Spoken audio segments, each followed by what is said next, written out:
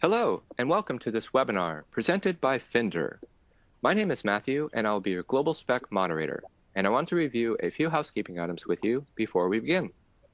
Please take a moment to familiarize yourself with the operation of the user interface for today's webinar. The large window with the heading Presentation in the upper left is the primary window for today. Just to the right of the main presentation window is the Speaker Bio window, with background information on today's presenter. And just below that is the Q&A window. At any time during the presentation, you can enter a question into the box in the lower section of the window and click Submit. Your question will be placed in the queue to address when we get to the Q&A session. At the bottom of your screen, you will see additional buttons to enhance your webinar experience. To see what a particular button does, just place your mouse pointer over it and a tooltip will appear with a description of the button's function. And now I would like to introduce today's presenter. With us today is Simon Price, Technical Manager for Finder PLC. To read more about Simon, please look at the Speaker Bio window right next to the main presentation window.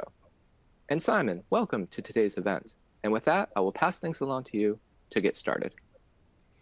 That's great. Thanks for that, Matt. Welcome, everybody.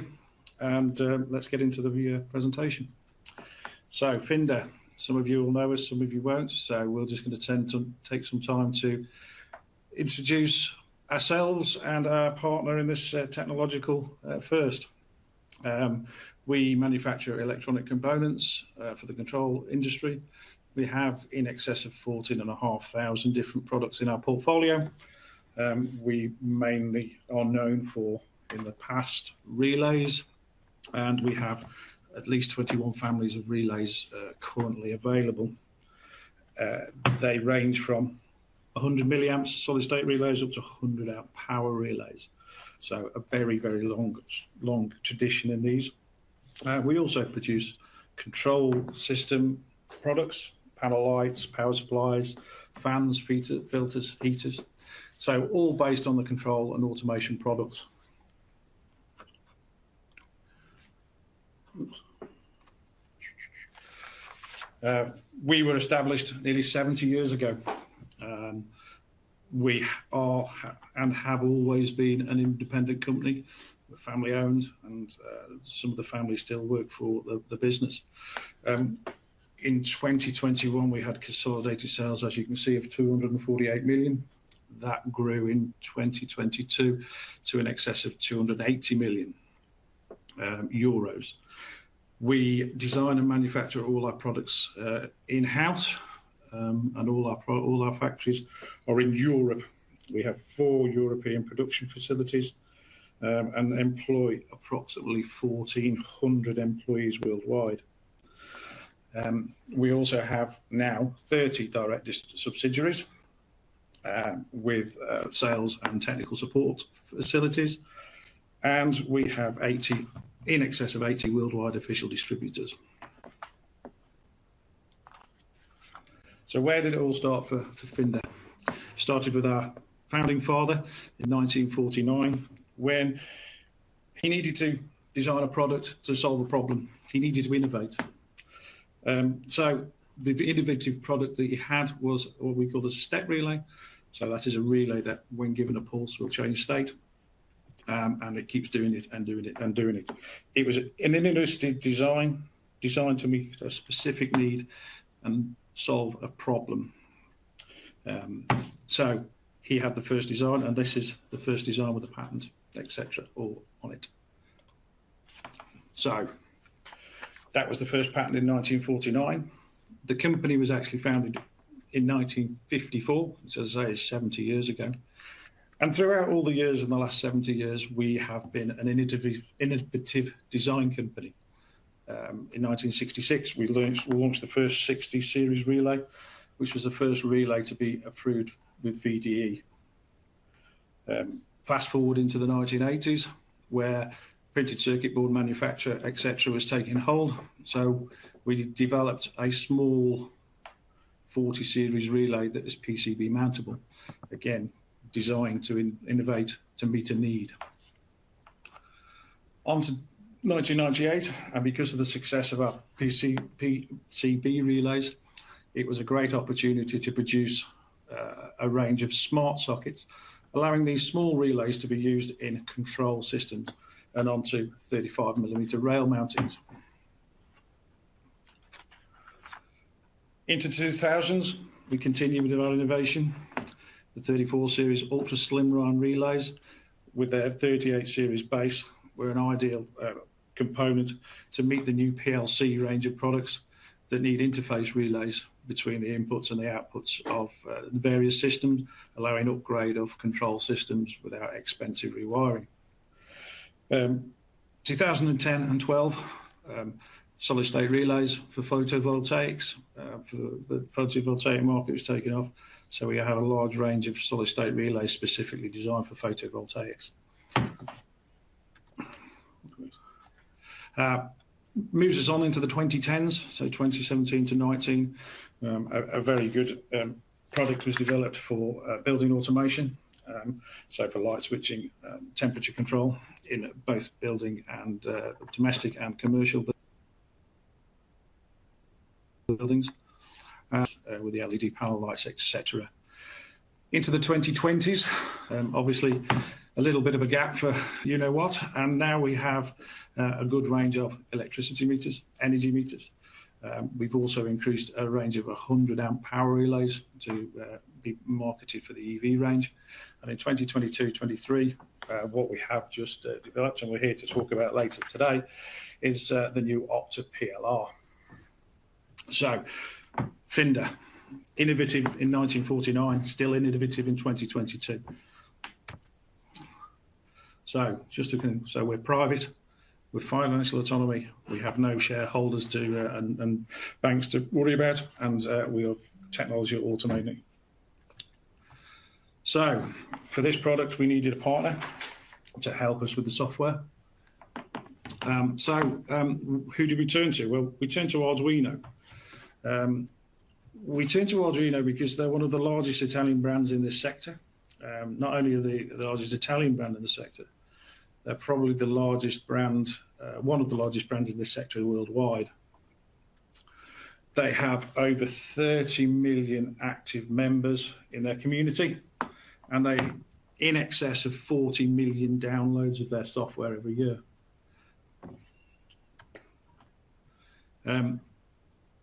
Their basic premise is to use their programs around the world in education to advance programming and electronics and bring these to the masses. So this is why we chose those.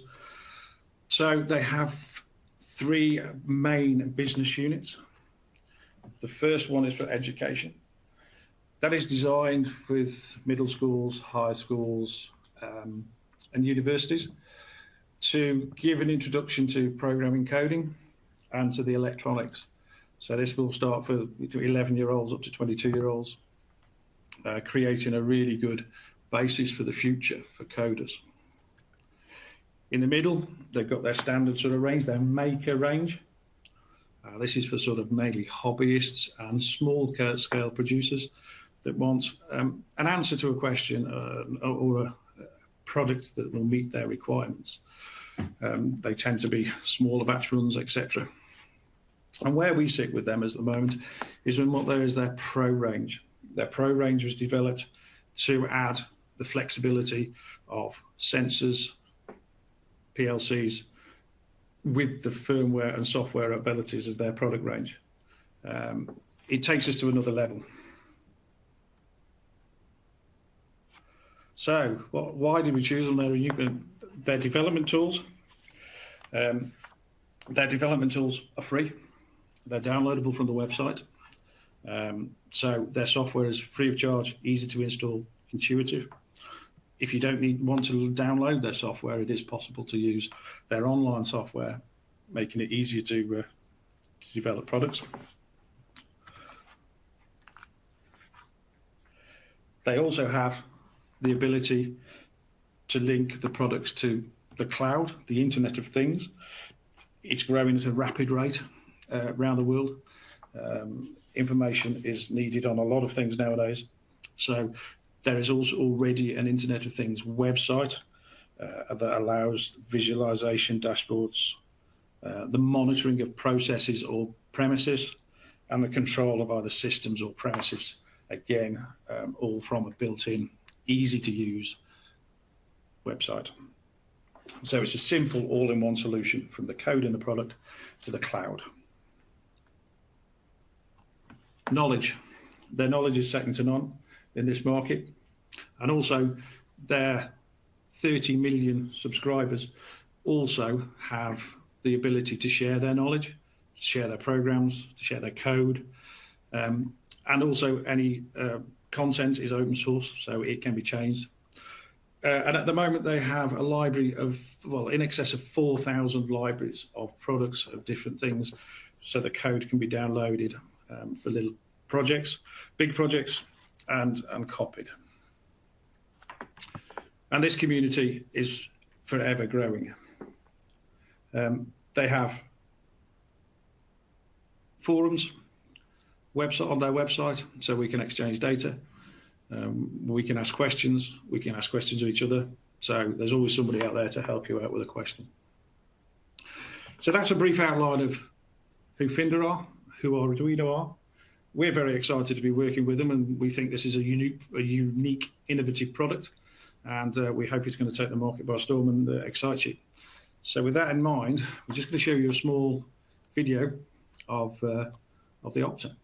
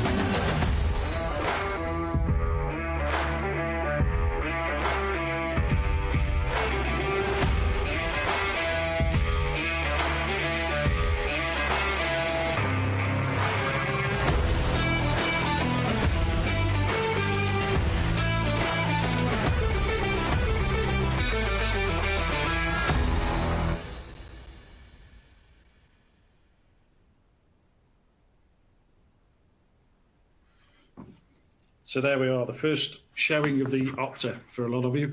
I'd just like at this stage to point out, if you do have any questions throughout this webinar, if you type them in the Q&A box, we'll take the questions at the end. So the 8 Series Opta. So the range is a simple programmable logic relay designed for small automations, building automation systems.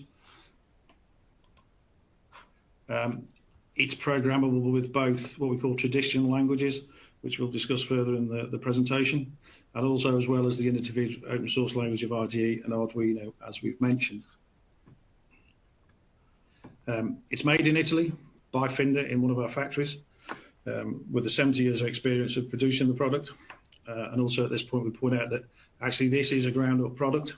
It was developed in association with Arduino, using our knowledge and experience of international standards, EMC, etc.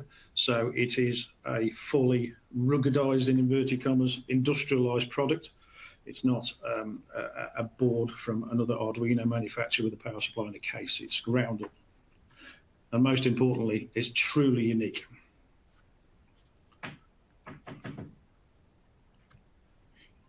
So we'll just discuss the technical features.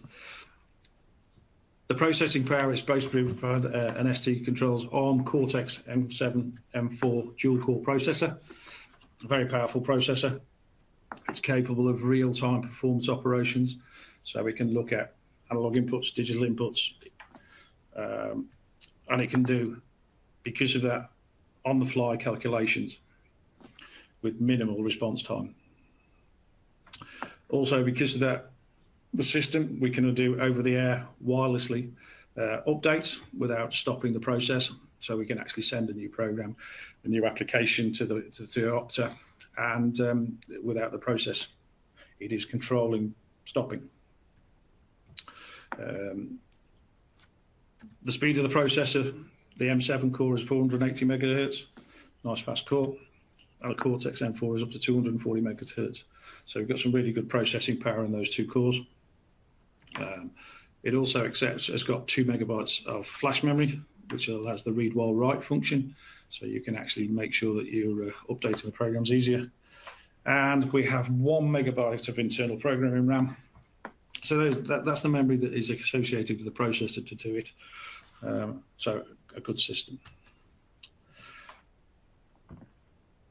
With the product being designed to be Wi-Fi based and Ethernet based, security was high on the list of priorities.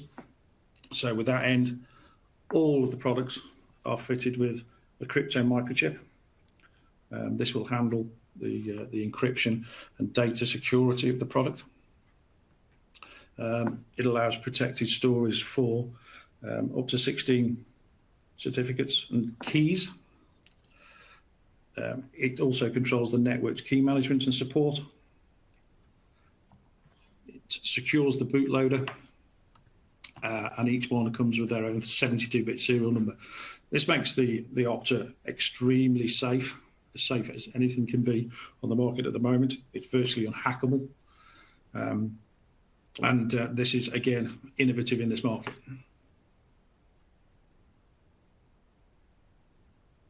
We have several communication protocols built into the system.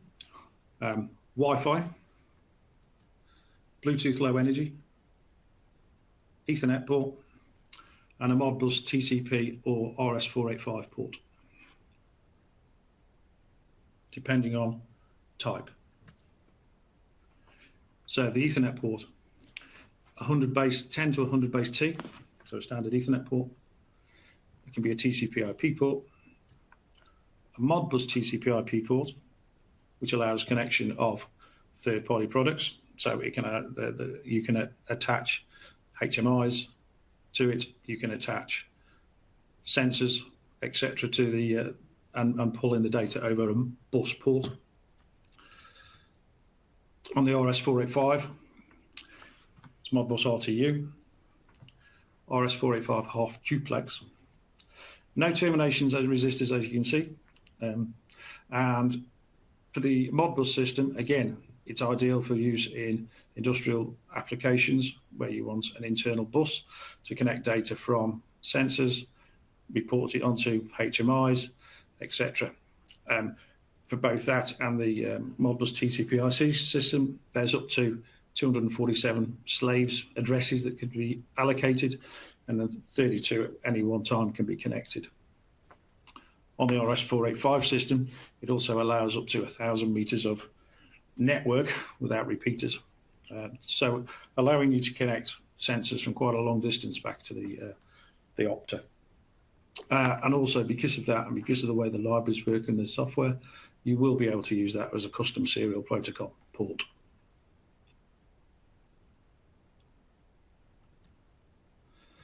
Wireless connectivity, standard RF 2.4 gigahertz Wi-Fi, depending on type.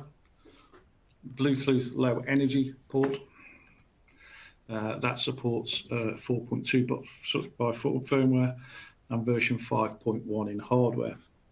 That allows Wi-Fi to be connected to standard routers. It also allows, which can do programming updates, connection to the iCloud, etc. And with the Bluetooth, it will allow connection to sensors where applicable, and also to mobile phone apps if they were being written. So that's sort of the software, the program side. The physical inputs of the product, obviously we need to get things in and out. We have 8 physical inputs that are either digital or can be configured as analog inputs. As a digital input, they're capable of accepting 0 to 24 volts DC. given a logical 1 of less than 4.5 volts, and a logical 0 of less than 4.5 volts, and a logical 1 of greater than 6.6 volts.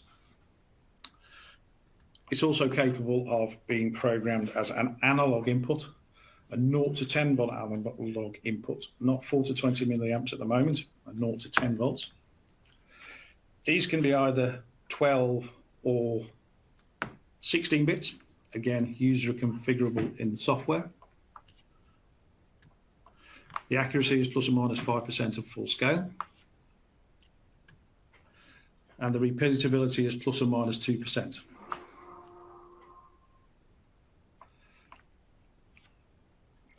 The power consumption of the unit is very low. So when the OPTA is on with all its relays closed, it will consume a maximum of 2.2 watts. The product is also reverse polarity protected, so to protect the hardware. And it has a voltage range of, because it's 12 to 24 volts, it has a voltage range of 10.2 to 26.7 volts. The physical outputs on the current unit are 4 relay outputs. These are volt-free contacts, so no voltage unless you apply it to the common, but they are rated at 10 amp, 250 volts AC, with a peak current of 15 amps. For AC1 resistive loads, that's 2,500 VA. For AC15 inductive loads, that's 500 VA. It's also capable of doing DC voltage, but please be mindful that the current capacity of relays is always lower when you're using DC. So when you're using 24 volts DC, that's fine. It's 10 amps. The next one should say 30 volts. It's 4 amps, so you can see that the voltage drops off quite quickly. So the OPTA physical architecture, the top left-hand corner gives you your power supply input, which is either 12 to 24 volt DC. This gives you 2 pluses, 2 minuses, so you can link things in and use it as a doubler. Then to the right of that, I1 to 8, you have the inputs, digital inputs, or the analog inputs, depending on how you are writing it, the program. Slightly below that, onto the left, you have a reset button number 7. That is a reset button that will reset the unit if anything goes wrong. Number 8 is a user-definable button. That can be designed into a program to be an on-off button, a start-stop button, or a Bluetooth pair button, something in those lines.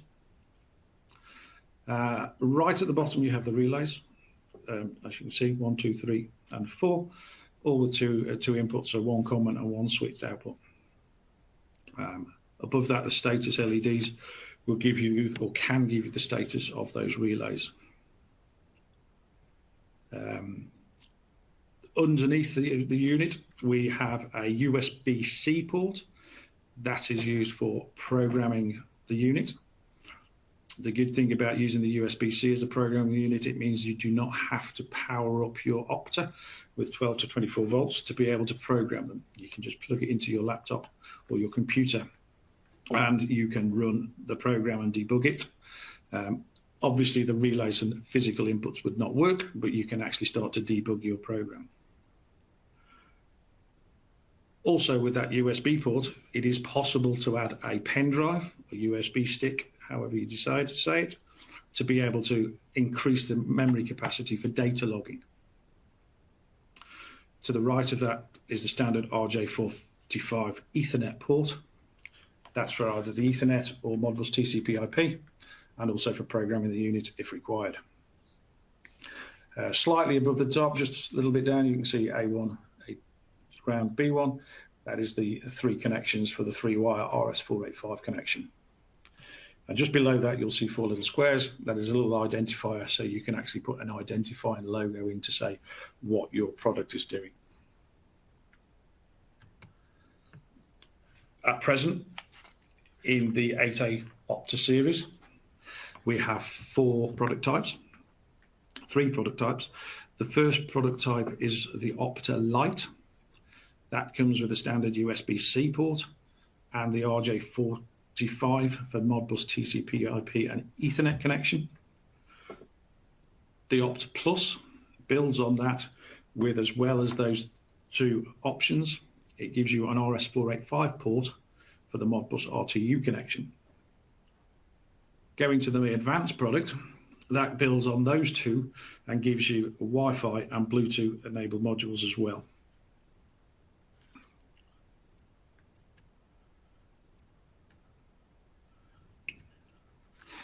So now we come on to one of the innovative bits, is the programming languages.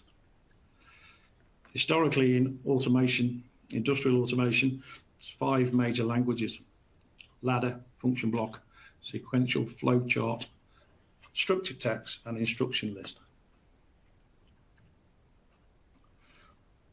The programming license traditionally with other industrial PLCs, you would have to buy a software package to be able to program in either ladder, etc. And obviously that is a cost. And on some of those products, there is also a license per product. With the new OPTA with the Arduino software, there is no cost for the software. It is available for download, and it is also available as a web version, so you don't even need to download that at all. And all the OPTAs have a built-in license, which is used as part of the security features, but that is built-in and free. So just a quick rundown of the languages. Ladder logic is the most widely used language on the market at the moment. It's been used for many, many years, taught in many universities and colleges. It's a simple diagram-based language that mimics sort of electrical circuits. Function block, it's a little bit more modern, still widely used, especially in the small nano PLC, logic controller, logic relay type arena. So things like the Siemens logo, the etc. will use function block. Again, it's a way of putting things together and making a simple diagram to produce your program. A sequential flowchart, more used in larger PLCs or HMIs. It literally is a flow of instructions. Structured text, such as C, Python, and PHP. These are very similar to the Arduino side, and it's basically written in code, so you need to just set up everything and write it as you would a proper program. An instruction list, again, used by a lot of the higher end Siemens product. It's a bit more of an in-betweener. So what we are using for the OPTA is either the Arduino IDE based software. As we said earlier, this is available free from the website. It allows simple and more complicated programs to be written. There will be tutorials, tutorial webinars, live YouTubes, live events coming forward with the training on the software over the next few months. So keep your eyes peeled for those. The PLC IDE software is a newer generation of the IDE software, still allowing you to draw on the IDE code that you may have written, or you could take from one of the other libraries. It allows you to also add one of the other 6 languages, either ladder, function block, etc., within the program at the same time, and they can all run at the same time. So you can have a ladder part of your program, a function block part of the program, a standard code part of the program, all running at different times. One of the main advantages of the PLC IDE software is that it also already manages the Modbus TCP/IP communication for you, so you don't have to worry about parameterizing that in code. Again, these will be covered in more detail.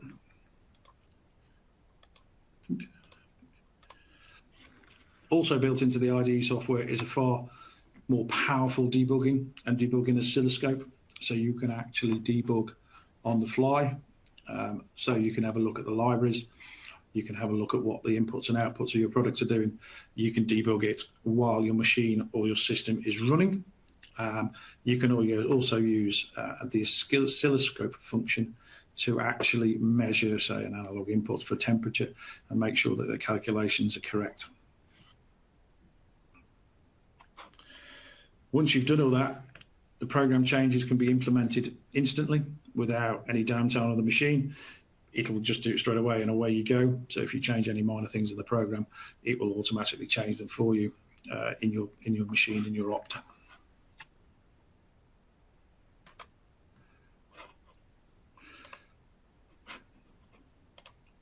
So that brings us on to support.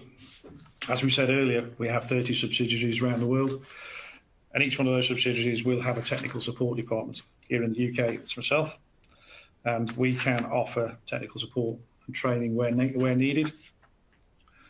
So if you need technical support or need to discuss anything technical, please, I suggest you contact your local subsidiary for further assistance.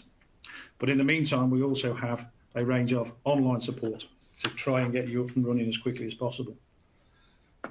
The first stage of that is the information of the complete range, what connections and applications you can do.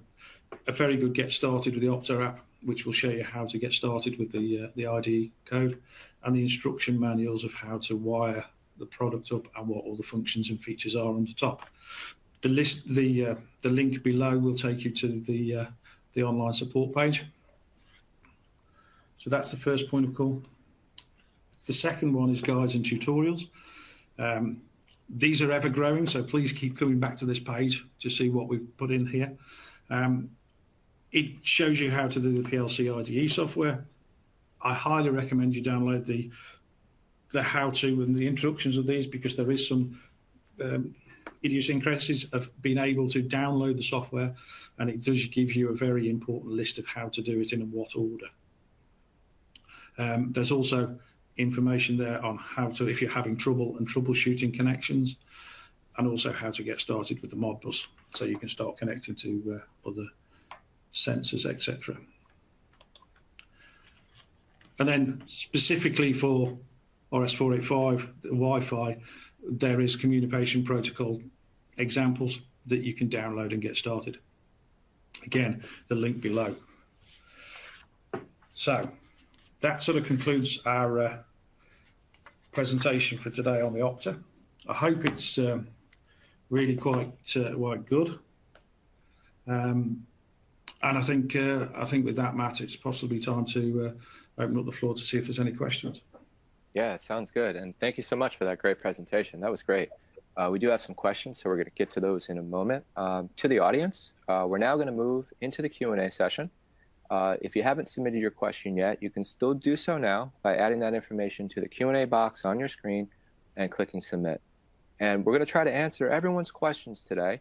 However, if we don't get to your question for whatever reason, we will reach out after the webinar is over.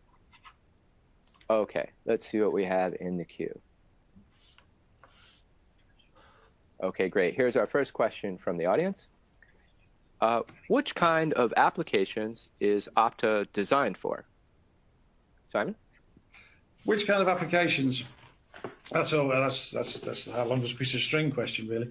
They're basically designed, they're small applications. They only have 8 inputs and 4 outputs. So obviously at the moment, the systems they can be used in are going to be a smaller controller system, but they can be used for, because of their analog inputs, they're ideally suited for temperature control, so heating, ventilation and air conditioning systems, for home automation, maybe for pump control, where you want to be able to monitor the pressure of a water system and keep the pressure up, so something like that. Irrigation systems, where again you're measuring the temperature and want to irrigate at the right time of day, etc. And any sort of timed application because of the built-in timers. They're ideally suited for small machines as well, where you may be just vacuum sealing some bags or counting bottles for a batch controller. Excellent. Thank you for that. Okay, moving on to our next question. How can you program OPTA with IEC 61131-3 PLC languages? Yeah, that's as we've sort of mentioned earlier.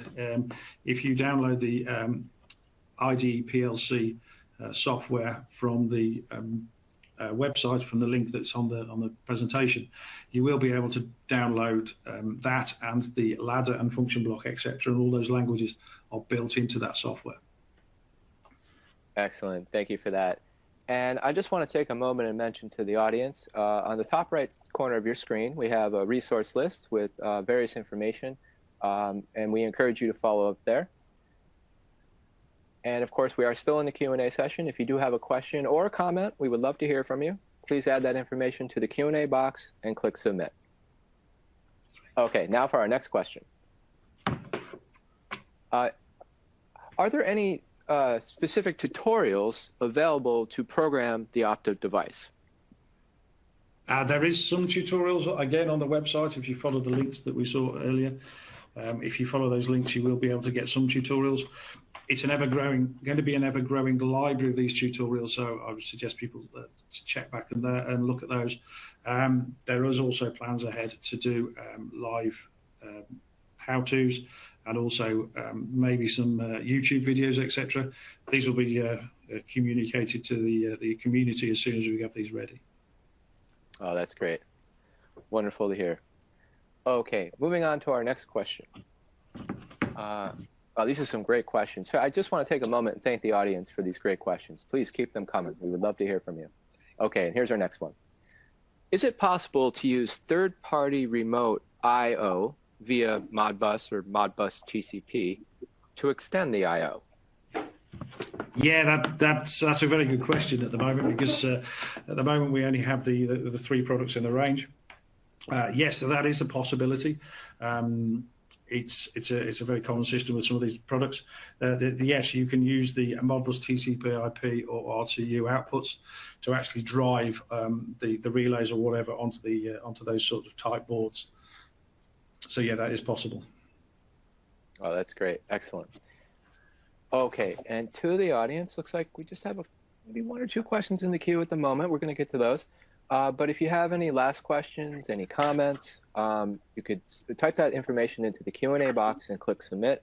We obviously have our experts from Finder online and ready to answer you at this moment. So please send us your questions.